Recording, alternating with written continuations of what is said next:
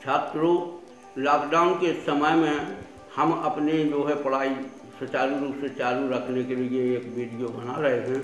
उसको ध्यान से आपको सबको देखना है और समझना है। आज हम अपने रीतकालीन कवि केशव दास की कुछ रचनाओं के बारे में अध्ययन करने जा रहे हैं, तो इनके बिंदुओं को हमें अच्छी तरह से नोट करना है। इनके पद्य में जो रचनाएं आई हैं उनको ध्यान से पढ़ना है।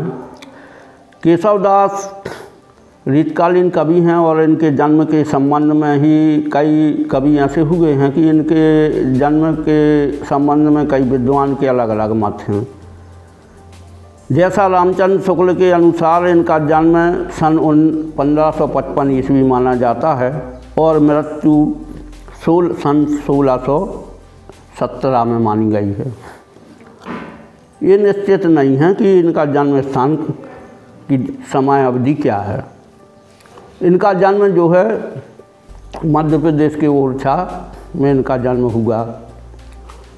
इनकी रचनाएं जो हैं रसिक प्रिया, कवि प्रिया, रामचंद्रिका, वीर विचित्र, विज्ञान गीता, जहांगीर जस चंद्रिका, ये महत्वपूर्ण रचनाएं हैं।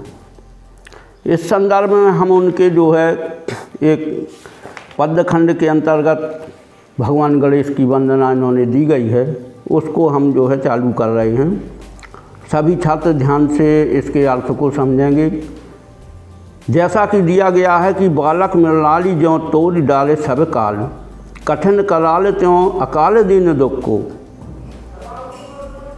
विपत्ति हरत हटी पद्मिनी के पात सम, पंख ज्यों पाताल पेठी पठवे कलश को, दूर के कलंक अक भाव शीश शशि सम, राखत है केशव दास के बपुस को, साकरे की सकरानी सन्मुख हो तोरे, दस मुख मुख जोबे गज मुख मुख को।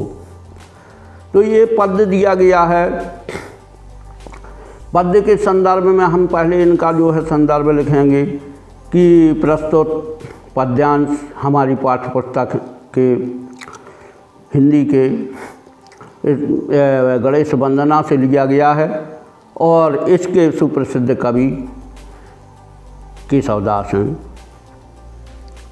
प्रसंग है कि केशव दास ने भगवान गणेश की वंदना किस प्रकार से की गई है और ये भगवान गणेश की वंदना करते हुए बता रहे हैं।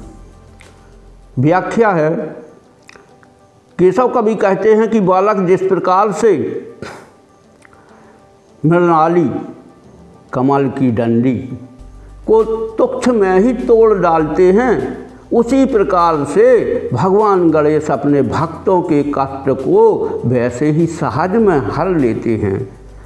दिया गया है कठिन कराल त्यों अकाल दीन दुख के, यदि अकाल भी जो है कारण भी दुख आ गया हो तो उसको भी जो है भगवान गणेश कठिन से कठिन कितना भी बड़ा दुख हो उसको हर लेते हैं।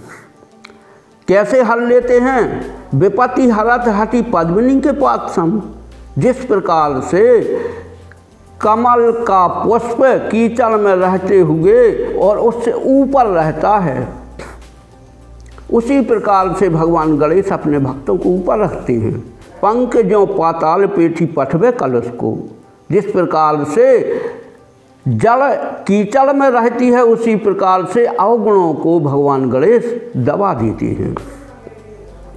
और कहते हैं कि दूर के कलंक अंक भाव शीश शशि सम, राखत है केशव दास के वपुस को। ठीक उदाहरण दिया गया है कि जिस प्रकार से भगवान शिव चंद्रमा को अपने माथे पर धारण किए हुए हैं, उसी प्रकार से केशव दास कवि कहते हैं कि अपने भक्तों को सिरोधारी करते हैं। दूसरा उदाहरण दिया गया है कि साकरे की सकरानी सन्मुख हो तोरे और गजमुख मुख जोबे, दस मुख मुख जोबे गज मुख मुख को।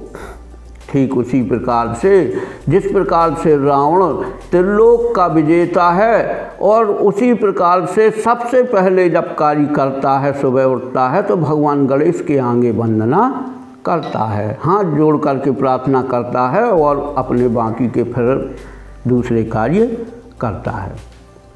काव्य सौंदर्य में हमें लिखना है कि यहाँ पर जो है कौन कौन से जो है ऐसी विशेषताएँ बताई गई हैं। भगवान गणेश की महिमा का इसमें वर्णन किया गया है। आपके जो रस छंद अलंकार दिए गए हैं, ये अनुप्रयास, उदाहरणार्थ और इसके अतिरिक्त अतिशयोक्ति में भी वर्णन दिया गया है। तो ये प्रथम पद इसके अतिरिक्त समाप्त होता है।